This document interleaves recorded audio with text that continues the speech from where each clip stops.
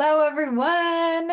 Welcome, folks. So glad that you are here with us today to go to beautiful Hawaii and learn about a community on the Big Island.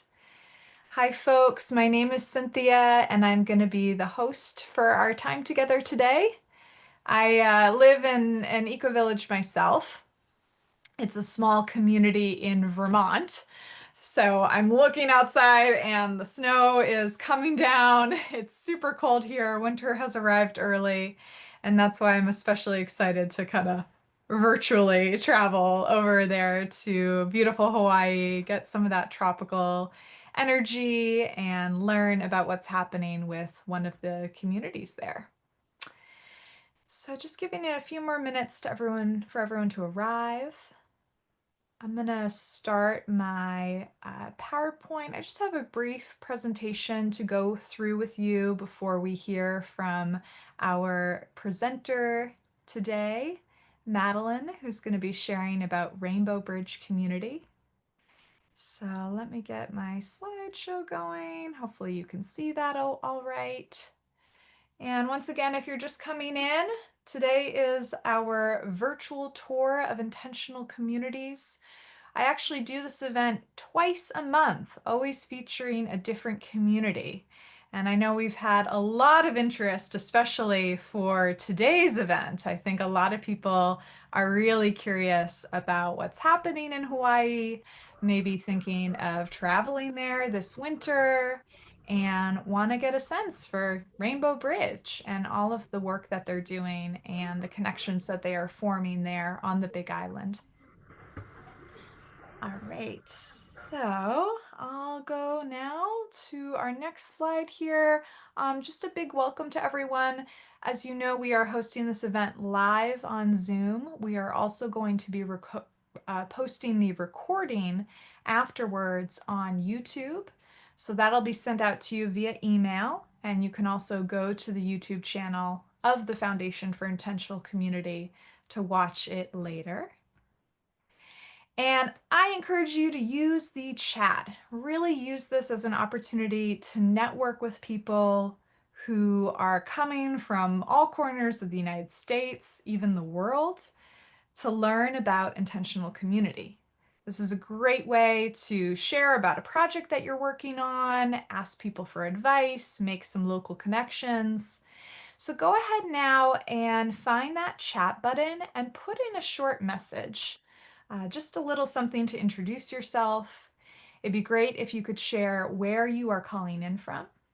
If you live in an intentional community, let us know which one. And what do you specifically hope to learn or get out of today's session? So our flow today is going to be after my intro. I'm going to hand it over to Madeline. She's going to present for about 20 minutes about Rainbow Bridge, and then we'll have time for Q&A at the end. And we'll just, go off screen share and see each other and have a chance for some deeper conversation. So please put in, what really brings you here today? And I'll try to steer the conversation towards getting your needs met. All right. As you may know, this event is put on in partnership with the Foundation for Intentional Community, FIC for short. And this is a wonderful nonprofit organization. They've been supporting the movement of intentional communities for decades. And I know we're coming upon Giving Tuesday and the donation season at the end of the year. So if you feel inspired to make a donation, they are a very worthwhile organization to contribute to. Also, as I mentioned before, the FIC has this YouTube channel where you can see the recordings of all of our past virtual tours going back 3 years that I've been doing these. So it's really a treasure trove of information about a diversity of intentional communities really around the world. So I encourage you to check that out if you haven't already. Our next virtual tour event is going to be on Thursday, December 11th, same time, 2 p.m. Eastern. So we've been doing this event twice every month, And we're skipping at the end of November for the Thanksgiving holiday. So our next virtual tour will be on December 11th, and that will be with a community in Washington State called Sunnyside Village Co-housing. And they are actually a community of cabins and cottages. They've created these really sweet little cottages and are going for a village, multi-generational village located in a suburban area in Washington State. So I encourage you to join us on December 11th if you want to learn about Sunnyside Village. Okay, just a few more things to share with you. I'm so excited to let you know about Ecovillage Tours, which is my other big project organization. We offer trips for small groups to visit ecovillages and intentional communities worldwide. And I'm so excited because we are going to be hosting our second annual trip to Hawaii. It is the Hawaii Ecovillage Tour happening on the Big Island. And the dates are going to be January 4th through the 11th, 2026. So great way to kick off the start of the year. Some of our participants are like tying it into a New Year celebration to be there on the Big Island for the new year, and then just dive into this beautiful 8-day journey exploring different intentional communities and ecovillages. And so Rainbow Bridge is going to be one of the stops on the Hawaii Ecovillage Tour. So of course you're going to get to learn a lot about them today, but if you actually want to go to Hawaii and visit Rainbow Bridge in person as well as other communities, I encourage you to check that out. The link is ecovillagetours.com/Hawaii. And I'll pop that link into the chat here in a moment. I also want to let you know about some scholarship opportunities we have available. We are very fortunate to have received a grant through the county there on the Big Island in Hawaii. And this grant is to support people who live locally in Hawaii, have some Hawaiian ancestry, maybe are themselves Native Hawaiian, to be able to come on this trip. So it's a very generous scholarship. We're actually able to offer 3 scholarships and encourage applications. So if you know of somebody in Hawaii or know of somebody who could benefit from this kind of opportunity, please share the link with them, ecovillagetours.com/scholarship. And lastly, if you have questions about anything that I just shared, I'm going to be hosting a live Q&A this time next week on Thursday. So, you came to the session here today, maybe this time next week you want to join us again. And I'm going to be sitting down with our Hawaii tour guide, Hannah, to talk about the trip, answer any questions, talk about the scholarship opportunity. So I'll put that link in the chat and really encourage you to join. All right. So that's about everything I have for you today. Just take a moment here to prepare to give your full attention to our presenter.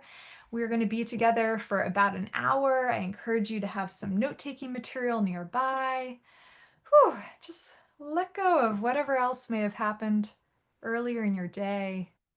And let's prepare to travel to a beautiful, tropical, lush land in a tiny island far in the middle of the ocean and explore all about Rainbow Bridge community.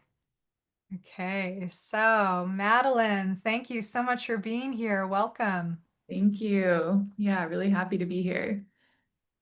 Awesome. Yeah, feel free to start your presentation. And Sure. folks, as I mentioned, drop any questions you have in the chat along the way, and we'll get to your questions at the end. Okay, great. My screen sharing is pause. Share. Okay. Dun, dun, Some dun, reason dun. it says my screen sharing is paused, and we're gonna try to navigate some interesting, feels like some Mercury retrograde something or other today for me.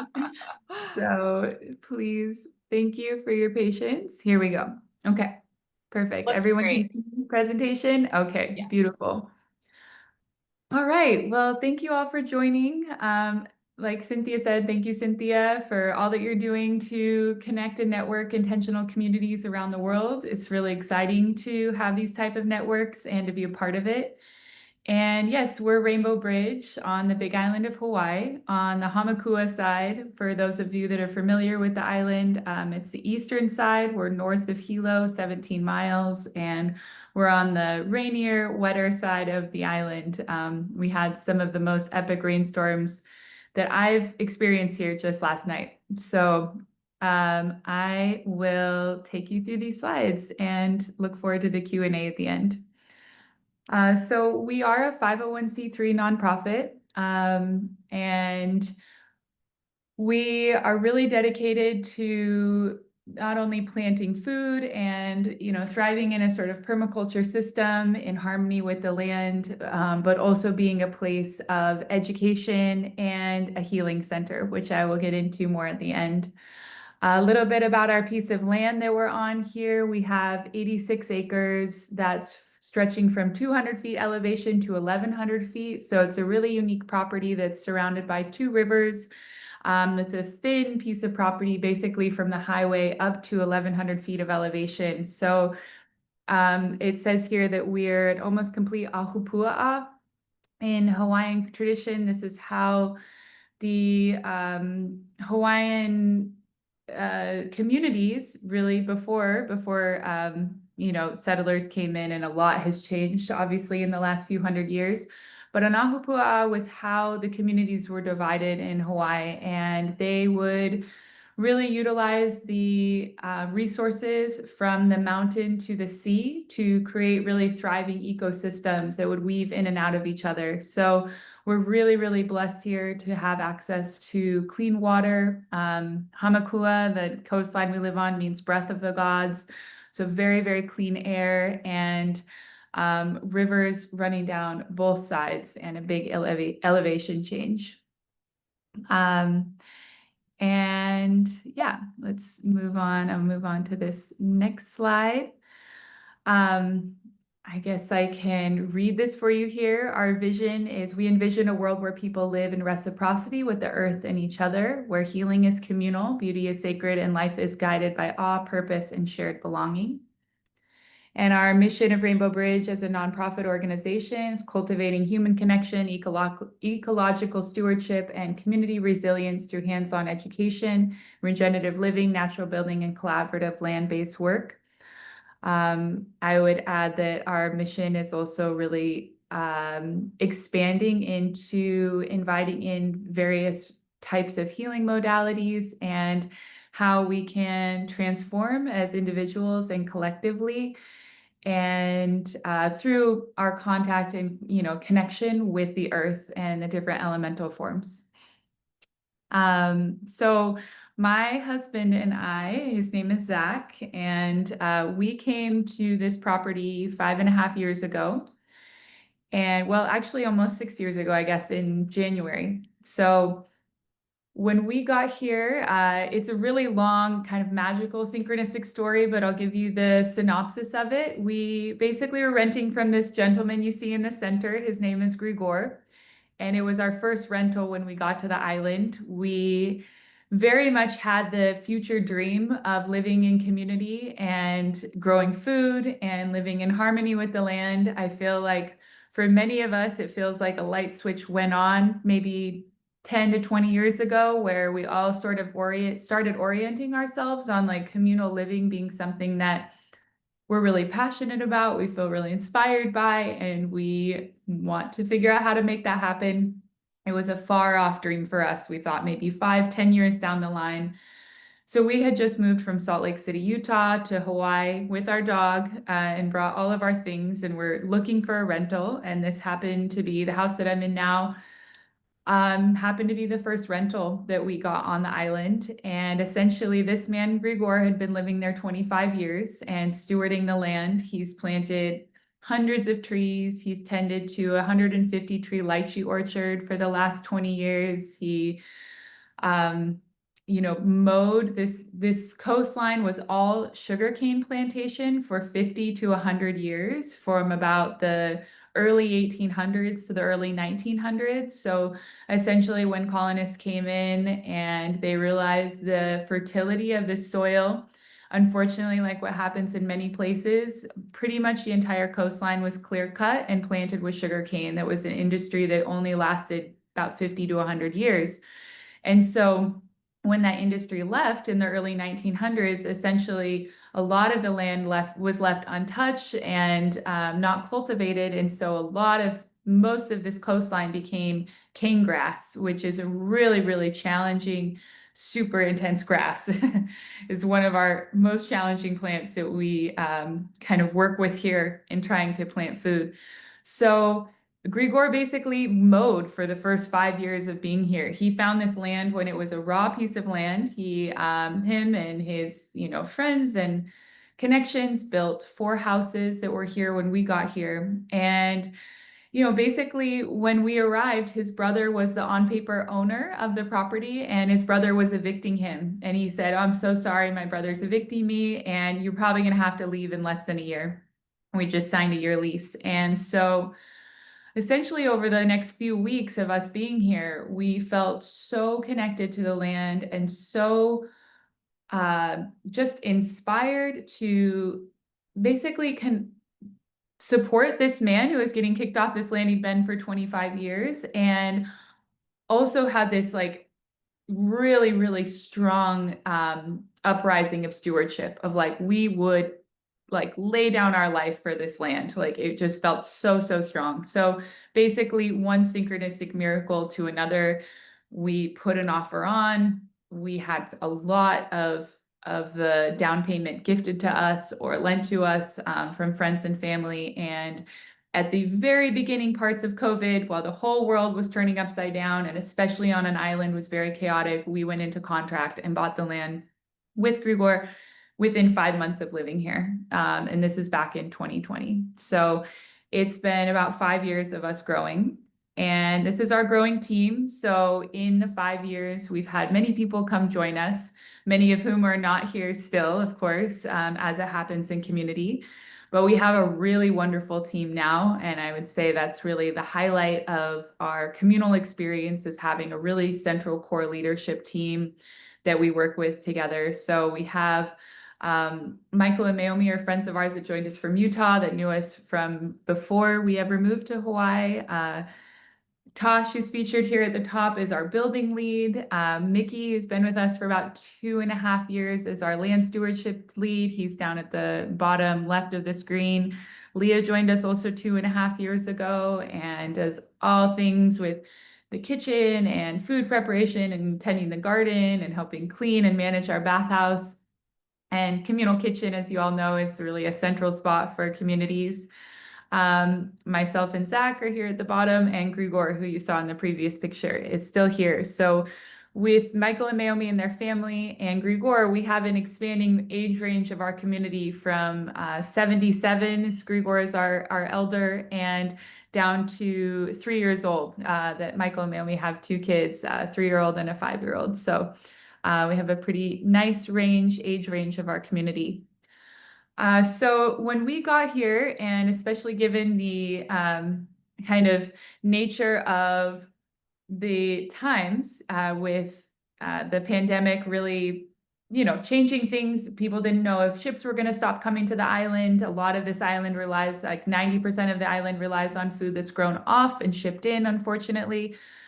So we immediately started planting food. That was our very first project. So we fenced in a garden. We deal with um, invasive pigs here. So pigs is a huge issue. They dig up everything you plant. So everything that you plant in the ground has to be fenced. And so we fenced it in, and we've planted a really extensive permaculture garden. As probably a lot of you know, permaculture is not just a method of gardening. It's really a lifestyle and an ethic and a way that we tend to both the earth, the people that are tending to the earth and within our community, and our communities around us. And of course, has many of the methods of many layered planting, density of plantings, variety of plantings. So We have many, many, many hundreds of fruit trees that we've planted here in the last 5 years, and lots of staple crops, including cassava and taro or kalo, which is native to Hawaii. And gosh, there's so much food in the ground I could go into. I'm happy to go more into in the question and answering about any of our food crops. We also have a really extensive animal community around us, some of which are here when we got here. We have now, used to be 20 plus, but now we have 13 rescue dairy cows that came from a dairy that was closing down. We had three, and now we have two horses that I say adopted us. They were also rescues wandering this coastline without caretakers. We have a donkey who wandered onto our property, a large donkey. And we also have a miniature herd of animals now. So we have two miniature cows that just had a baby. So actually three miniature cows, so cute, this little baby cow, and two miniature donkeys, with the hopes of bringing in more animal experiences for kids, adults, and all the like. We also have chickens and bees, as you can see pictured here, and lots of dogs and cats, of course, in our homes. Uh, so in the last 5 years, along with planting a lot of food and fruit trees and such, we have been building a lot. So at the start of us building, we were, really just seeking anyone that would help us build our communal kitchen, places for people to live, a communal bathhouse. So we were building in a pretty traditional timber style framing. That's what most people build with Hawaii.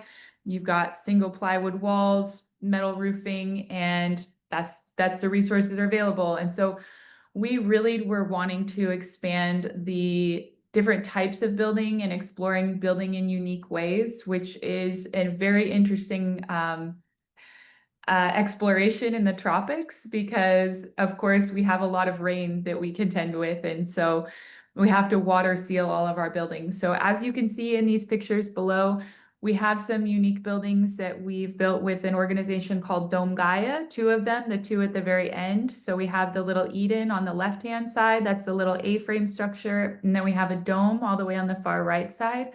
So Dome Gaia is an organization. The founder actually lives on Big Island. Now his son runs the organization. They work worldwide and they build with aircrete. For those of you familiar with aircrete, I'm happy to answer more questions about that as well. And the center building you see here is our most recently built Dream Temple. That was built with an organization called EcoHab. They're based out of New Mexico, and they are an adaptive design that broke off from the Earthships. So they're using a lot of recycled material, local material as much as possible. So inside this building you see in the center are recycled bottles, recycled cans. The foundation is tires. And inside the walls is a super adobe earth bags, which is a really awesome, unique way of building. Again, happy to go more into that in the Q&A. And then here in the sort of center on the left side, you see a cabin. This is a cob cabin that is built with primarily probably 90% local materials with the local clay, straw, the eucalyptus beams for reciprocal roofing in the center. And yeah, basically cob is a mixture of straw, sand, and clay that has been packed into pallets here on the side. So this is their most earthen building. And so all of these have been done in the last 5 years. Here's a little bit of a more inner look at just this Eden building that we built with Dome Gaia, the aircrete structure. They did a really great job at putting out videos and presentations of how they built this little A-frame. And there's also a video online if you're interested. It's like about a 30-minute documentary of this being built just a few years ago. So, and again, this is with aircrete, which is basically mixing soap foam with concrete and making these bricks that you see. Let's see. So yeah, Spirit of the Gift. We were really inspired before even starting an intentional community of the work of Charles Eisenstein. For those that may know, if not, I'm happy to introduce him. He wrote a beautiful book called The More Beautiful World Our Hearts Know Is Possible. And he also wrote the book Sacred Economics and Ascent of Humanity. So we were really inspired by the spirit of the gift and what it means to live in a gift culture, which is going back to many of our indigenous ways of being. And for us, what that looks like and means is definitely a generosity and a desire to support our communities with the food that we're growing, and also to move into a model, hopefully, where the type of exchange that we get to circulate is not always just monetary with a very specific price point.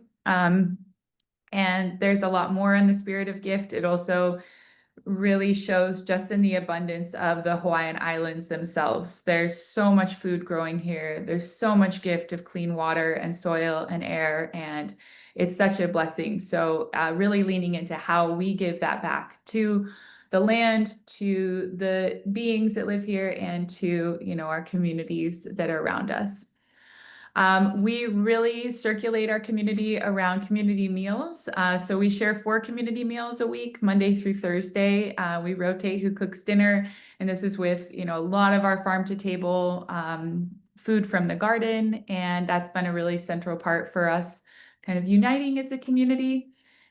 And community communications, we have used the practice of counsel, which was inspired by our mentor, Jack Zimmerman.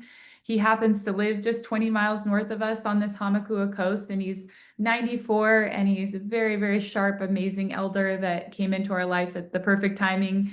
And the practice of counsel is really a practice of active listening and a kind of talking stick, sharing circles. And it's really been a vital way for us to come together as community, to understand each other on deeper levels, to navigate conflict. And I would say is one of our most essential practices that keeps us all connecting as community and navigating conflicts, which of course are inevitable to come up. Since the beginning of us planting a garden, every Wednesday we do a community garden day. So we're really blessed to have some friends that inspired this at the beginning. We're like just joining us every Wednesday to help us out. And then it just continued onward. So it's been an awesome tradition where we invite people from off the land to come garden with us. Sometimes we have no people, sometimes we have 10 people. So it really fluctuates, but we really try to keep it consistent of offering that every Wednesday. So even us as a community, we all come together in the garden from about 1 to 5. And then usually it's me or one of us cooking dinner after. And then the rest of the community will take people on a tour up to our waterfall, and then people are offered farm to table meal at the end. This has been a really awesome way to also get a lot of support for our garden, because it takes a lot of weeding and lots of work to grow food in the tropics, and also just to get people involved in being a part of our community, knowing more, touring them, and just having this one specific day has really been fruitful for us. Our community structure has morphed and changed over the years. And just in the last year and a half, we've moved into this model that's really working for us right now, where we have our longer term residents that are people that have been with us that are really occupying and filling very specific roles that we are necessary for us to all thrive together. They're like the pillars of our community in all our different circles. For those that are familiar with sociocracy, that was a model that we really leaned into in the last few years. And that's having to do with different circles that have different circle leads. And then within that, we're welcoming in shorter term people that want to come and experience communal life for 1 to 3 months. They come for our work trade program. So these people are able to come back for another 3 month stay, but we really try to keep that opportunity opening up for people to come and contribute their gifts, get this communal experience, go on to another opportunity, and then potentially come back in the future. So we typically have 12 to 20 people living here on property at any time. So that usually includes our 10 permanent residents, as well as, I would say, always 3 to 10 work traders. Usually we're not more than 8 work traders at a time, just for our accommodations. Long-term goals I sort of mentioned before, but the Dream Temple that was recently built is sort of our beginning of I would say our turning point of our community, becoming from a phase of structural building and really like our foundation setting to what we vision for our future, which is really offering transformational experiences for individuals and groups. So we do plan to have retreats here and individual experiences. We just had our first non-building retreat because all those structures were built with building retreats that you see.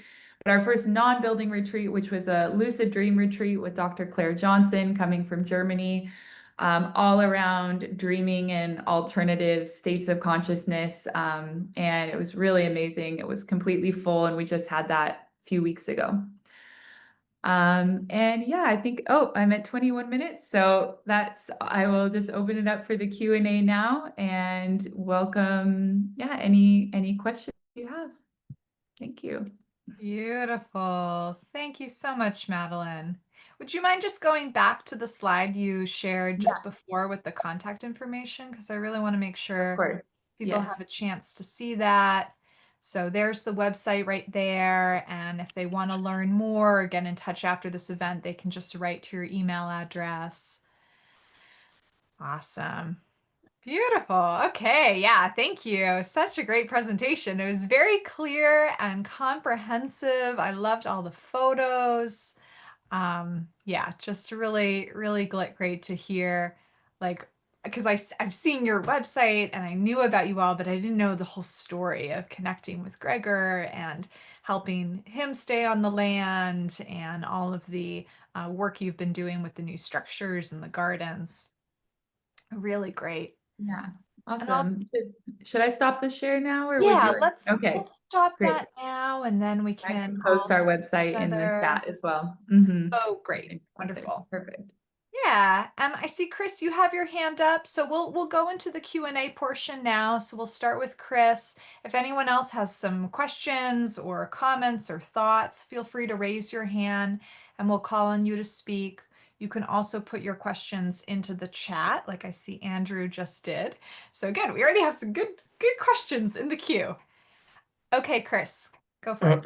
hi there. Thank you for the presentation. It was really good, and Thank you. and it looks like an amazing place. One question I have is, or two questions. One is the climate there. I know the Big Island. There's the really wet side, like Hilo side, and cloudy wet side, and then there's the other side, the dry side. Where do you guys fall in that range? Like, do you get We're on the very sunshine and Yeah, we're on the very wet side, according to some, the wettest side. But luckily enough, where our town that we're in is called Nanole, that means the bend. And so we're on the bend of the coastline. So we are blessed that it feels like a lot of the rain clouds often will go north and south to Hilo and Honoka'a. So we do get more sun than I would say some places on this coastline, but we're definitely in the very, very wet. Interestingly enough, earlier this year, we had the biggest drought they've seen on these islands in the last 20 years. So we saw a massive change in what we're used to in terms of water, but now we're back in rainy season and had an epic downpour last night. okay? Okay. And the other quick question, you may have said I came a little bit late. Sorry. Is there a No way to worries. walk down to a beach or can you not? No, we have ocean views on the whole property, but this coastline is about 150 cliffside drop to the ocean. Okay. So the closest ocean access for us is about a 10-minute drive away down at Yeah. a sort of boat dock, point that people can go to. Otherwise, our closest access to water are the rivers on either side. Okay. Hmm. Thank you. Yeah, thanks. Go.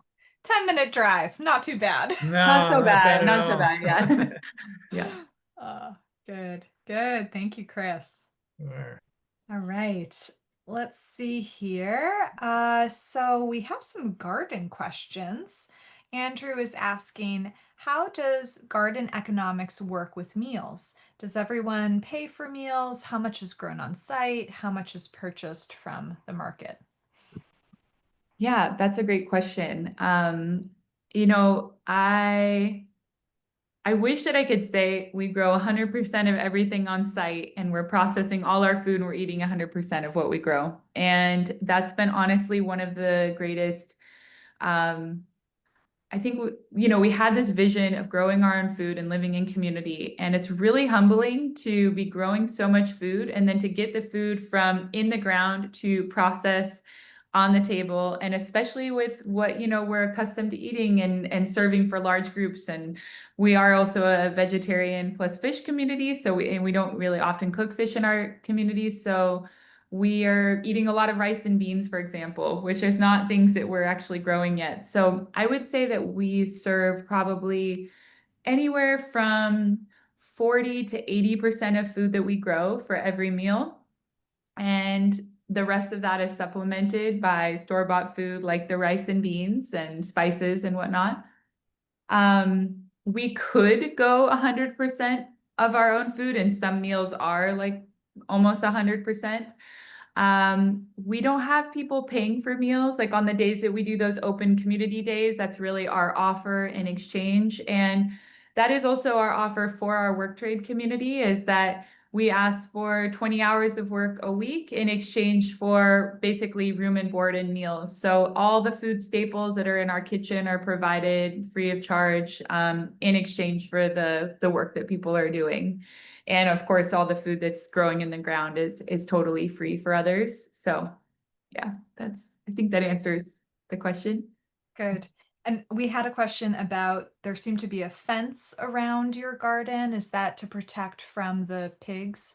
Yes, yeah, we have a fence around our main garden, and we also got a grant from the NRCS.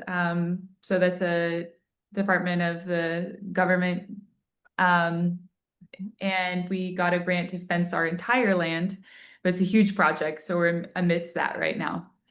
Oh, okay. Yeah. Yeah, I hear the Mhm. challenge with the pigs there. Yeah, the pigs are a huge issue. They have eaten so much of the food we planted. If Mhm. it's not fenced in, it's a surrender to living with them in the environment. So Gotcha. Okay. All right, let's see. A lot of questions we're getting in the chat. Thank you, everyone. I think we'll just do one more, I guess, land related question and then a building question. And then we want to talk about your governance structure a little sure. bit more.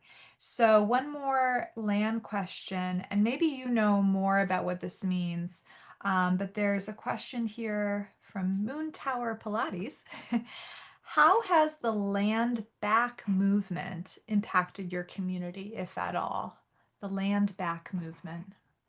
Do you? Um, That has not impacted our community yet. And we do intend to move the land into a trust. Currently, we're still paying off the loan, so it's a little bit more complicated. But the intention is to have the land owned by the trust so it can live on past us, and we have not been influenced or impacted by the land back movement. And I also see long-term members building a home.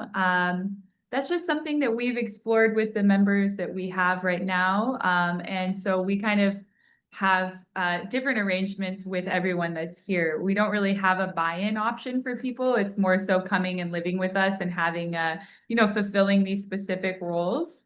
And then if we live together in harmony and are all getting along for at least 2 years, then we're open to long-term housing potentially. Okay. Okay, great.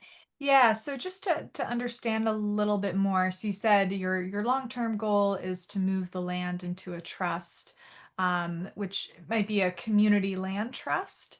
If people Mhm. are familiar, community land trust, CLT, is a wonderful legal structure here in the United States. There's more than 200 community land trusts across the states, and they are a way to put land into community ownership through a nonprofit trust to hold it in perpetuity for community and keep it off the speculative real estate market. So that being said, what about your current legal structure and any legal relationship that the full-time members may have in terms of ownership and their role there? Yeah, we're not really doing legal ownership with our members right now. We're really in a trust-based model and are kind of exploring what long-term agreements look like with each individual, because it's so different for each person that's come in, and we are such a small community. So, and we are offering, you know, long-term leases and different types of inner agreements that are within our kind of circle. So that's what we have right now. Yeah, yeah. And I hear it's in transition. You've done a lot just to get things set up and Yeah, definitely. Yeah, we're really grateful for the trust that our long-term residents are offering us. We also rely on them a lot. So it's a lot of relationship of that reciprocity of the gift, but of course wanting people to feel security in their long-term. So the long-term lease with the nonprofit is the direction we're moving in. okay. Okay, great. And Can I ask a question? Can I insert something that's related to that? Then oh, does the 501c3 own the land? Not yet, but that's the intention. Okay. yeah, yeah, good. And I guess related to that, I know we're digging into the details here, but membership fees or HOA dues. Do you have anything like that? No, our membership fees really come from acts of service, I would say. And most of our long-term members are really just committing so much of themselves, their time and their energy to being here and supporting us. So we haven't moved into a membership fee model yet because we haven't had to. I understand that that's definitely a model that works for a lot of communities, and we're open to it in the future to become more self-sustaining. That's kind of one of the aspects of Rainbow Bridge, is that we've had pretty much one sole funder plus grants. So we're moving into more models where the community itself can sustain itself ongoing without just like a single funder. Great, good. Well, I see there's a bunch of other questions here, but I'm wondering if people want to maybe raise their hand to speak. I would love to hear some additional voices. If you're sitting on a question or a comment, something that's on your mind. Sorry, I'm closing the window. Oh, you're closing the window? Yeah. Yeah, it's just a little, it just got really rainy again, if you guys can hear it. Oh So I'm my, trying wow. to, yeah, let me just get this. Yeah, it's good. We can't hear it. It's still There, pretty okay, okay. How about a question about children? There are a few questions here about how you relate to the kids there on the site and integrate them into your community. Do you have a more communal child raising kind of structure, or um, is it a more loose, free-flowing kind of arrangement? Yeah, I'd say it's pretty loose and free flowing at the time because we have just the one family with two kids. We definitely have dreams of having a nature school where we're bringing more kids from offsite to be a part of our community. Some of that requires a little bit of our infrastructure being improved on, because one of the infamous things that people talk about with Rainbow Bridge is our road, which is really challenging. We have about a half mile of an old cane road you have to drive up to get to our housing. And so we're used to it, but some people are really thrown off by the uphill climb. So that's part of it. The kids are really woven into our garden days. They come down for every garden day. We have a lot of kids that visit. And I would say that there's a lot of involvement from all of the leaders and pillars of the community to take time with the kids.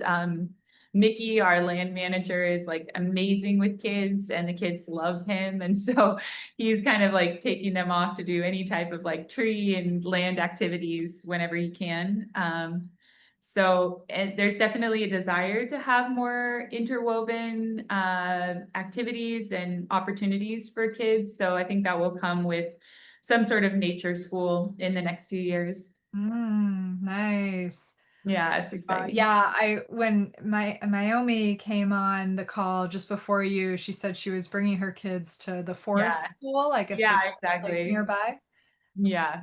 Yeah, we're really inspired by, you know, other type of nature-based school programs that are along the coastline. And it seems like there's a big interest for people that live here. So, yeah. Good. Sounds like some good opportunities for families with kids. Mhm. All right, and Chase, you have your hand up. Let's go to you next. Cool. Well, thank you. Appreciate the time.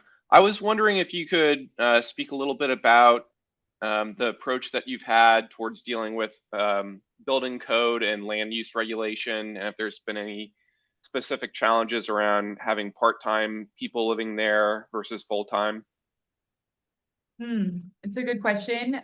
So a unique part of Hawaii, especially Big Island, is that probably more than 80% of the island is built not to code because of the challenge of one being half of the island being on volcanic property, like on basically an active volcano. So it could be taken at any time. So down in the district that's not the one place we live, people are building out of code all the time. There's not a lot of permit enforcement here. And so in order to get a permit for the structures that we have, we would have had to wait on building all of them, probably over 2 years, and gone back and forth with the permitting department. So we chose to go the direction of staying not permitted, at least on these upper structures. We have the opportunity to potentially do a permitted structure in the future down closer to the highway, but that would again take a couple years to navigate.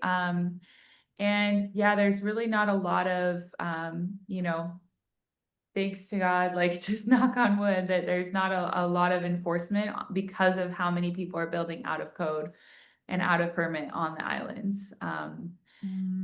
And yeah, it's definitely something we've navigated. Another thing is that because we're agricultural land, there are certain ways to stay within the permitting regulations by building a certain size of structure and not having certain amenities to those structures. So that's kind of what we've stayed relative. Yeah, I know in California, for instance, there's some land use regulation around like temporary farm labor, and I was wondering if there's something like that in Hawaii that you guys are making use of. There is, yeah, you can have structures for your farm labor. And so that's kind of where we're, the method that we've built with is having more like farm housing. Yeah, good question. Yeah, I remember last year when I guess it was still this year because it was the beginning of January when I went to Hawaii and was on the Hawaii Ecovillage Tour. And we were on your side of the island, and I can't remember, maybe it was Kumukahi community we were visiting, and we were just touring their property, lush green, and then all of a sudden it was like we hit a wall where the lava flow started, and as far as you could see, it was a sea of just black and charred earth, and it's like, wow, the lava came so close to taking out their community. Yeah, it actually it didn't even take out their community building, but it burned their entire main community building down because the lava had caught a tree on fire that caught the building on fire. So yeah, really impactful, amazing surrender to just the power of the earth and our lack of control. And we're really blessed to be in an area where we're not affected by the active volcano as much. So we don't have that concern in the same way, but of course it affects the whole island. So yeah, it's kind of amazing to think about living in a place with a volcano and the energy of the volcano and the potential risk. And is that part of your daily reality, the volcano? In our awareness, yes, I think, again, like we're really blessed to not be on the active volcano because we're on Mauna Kea, which is like the dormant snow grandmother to the active goddess Pele that's down south. But the volcano's been erupting repeatedly all winter long, more than she ever has in our time here. And so that's been erupting in the actual crater at Volcanoes National Park. So there's not homes and people affected, but it certainly brings that awareness of how much volcanic eruption in the sort of neighborhoods that are on top of an active volcano would affect the whole island. I mean, it's an area that we drive down to every week and go to events down there. And so certainly has a different sort of feel than just living in a place that's not affected by an active volcano. I feel like we would all feel it, even though we're not ourselves being covered in lava. Wow, amazing. Mhm. Okay, Moon Tower Pilates, you have your hand up. Would you like to ask a question? Here, you'll just need to unmute.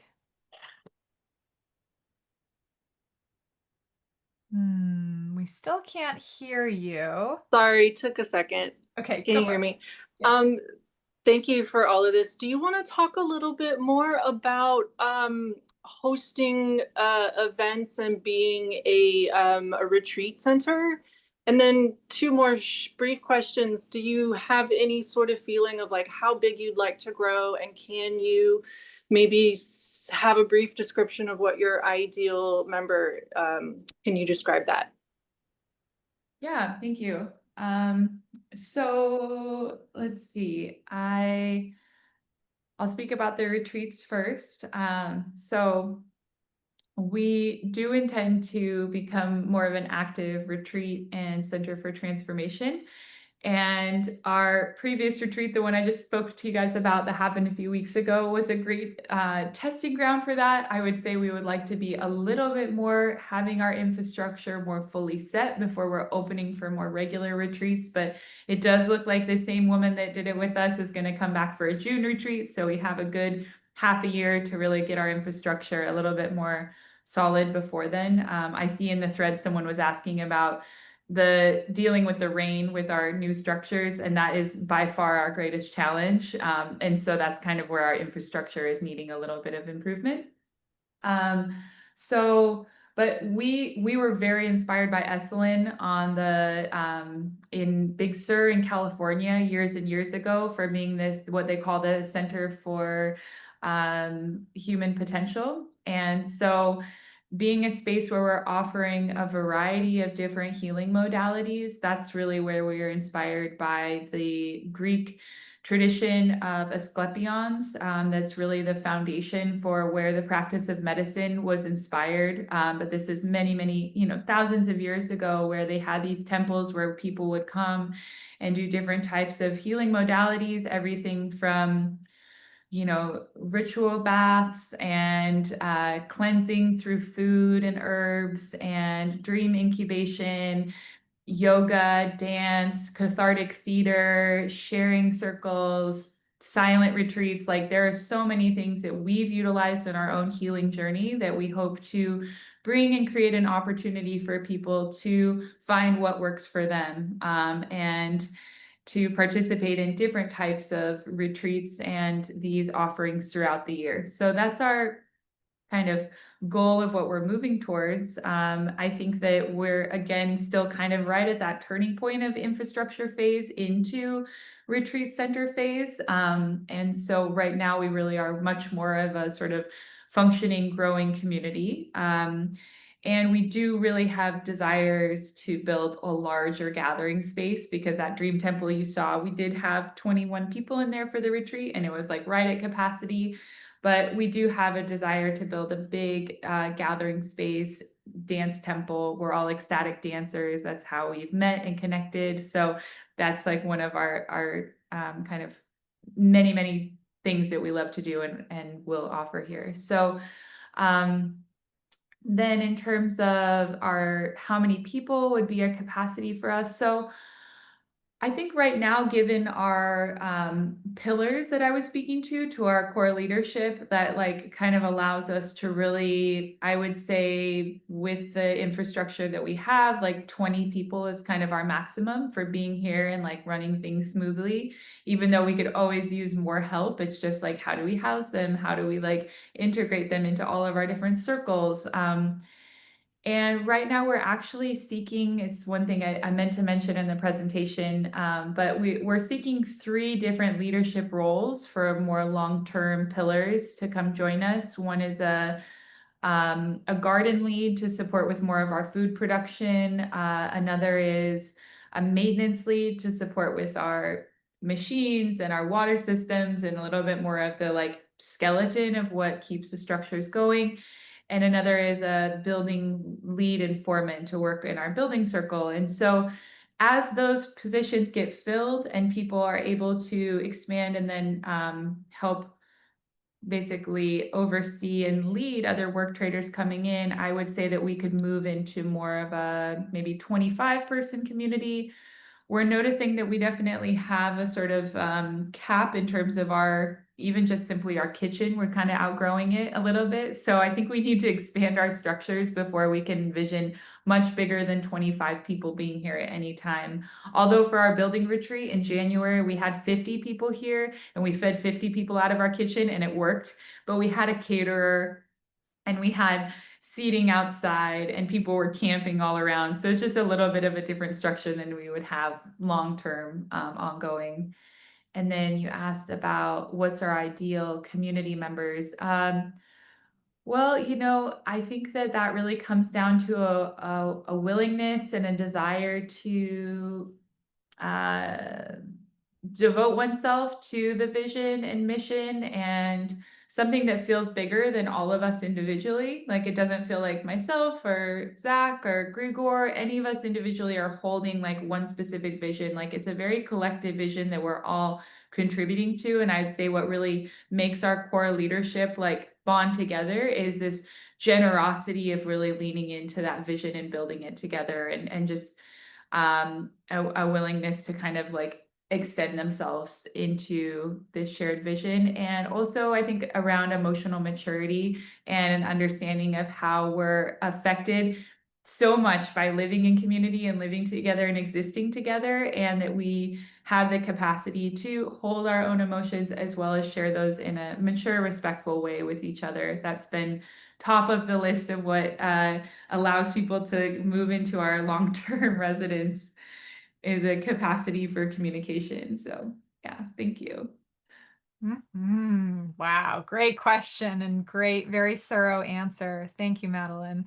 Yeah, and it's good to hear about the positions that you have open there. So if anyone, you yourself or you know of somebody with maintenance skills, gardening skills, to please reach out to Madeline to see if you might be a fit.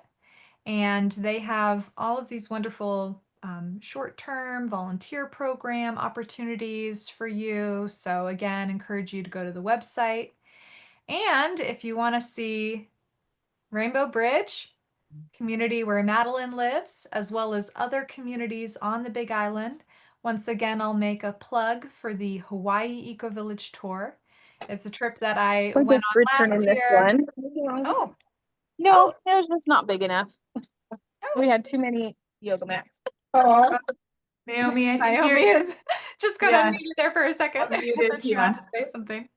Yeah. Yeah, so the Hawaii Ecovillage Tour is a trip that I went on last year, and we got to visit 8 communities over 8 days, go to the beaches, explore nature preserves and waterfalls. Just an amazing way to experience the natural beauty as well as some of the indigenous culture there. We did spend some time with Hawaiian elders, learning about the history of the island and some of their cultural traditions. Got to make leis and eat amazing fish, and it was just a wonderful experience. So I will put these links now into the chat. And when we close our Zoom session, these links will go away. So I really encourage you to open them now so that they're on your browser and you have them available, or you can write them down to learn more about the Hawaii Ecovillage Tour. Even if you don't come on the trip, just going to that webpage will show you some great descriptions and links to other communities on the Big Island. And once again, we have this wonderful scholarship opportunity. So if you know anyone in Hawaii or of Hawaiian ancestry that you could share that with, that'd be fantastic. We only have 3 scholarship spots, and then we have 3 spots for participants on the trip itself. And of course, join me next week. I'm going to be doing a Q&A just about the Hawaii tour, same day, same time, and the link is right there in the chat. Okay, well, thank you all so much. Thank you for your good questions. Thank you, Madeline. Great presentation. Thank you all So so much. inspiring what you're doing there. You've made so much progress, and I feel like you have like a clear vision of what you're doing next, and you're just going and going and building, and it's awesome. So thank you for that work. You. And I'll just give a little plug that, of course, we mentioned the work trade opportunities and the long-term positions, but if anyone's ever visiting the Big Island, I hope you come with Cynthia's tour, but if you don't, we are open to people coming for day tours or to stop by, or we have a little, cabin available for rent. So people are welcome to reach out to us on our website if they're not wanting to come for the full work trade and they want to just come visit. So Amazing. All right. Thank you, everyone. Take care. Hope you soak up this Hawaiian spirit to bring you through whatever you're going through. I know we're still getting snow here in Vermont. wow. So. Wow. Thank you. Aloha, everyone. Aloha. Bye bye. Bye. Bye-bye.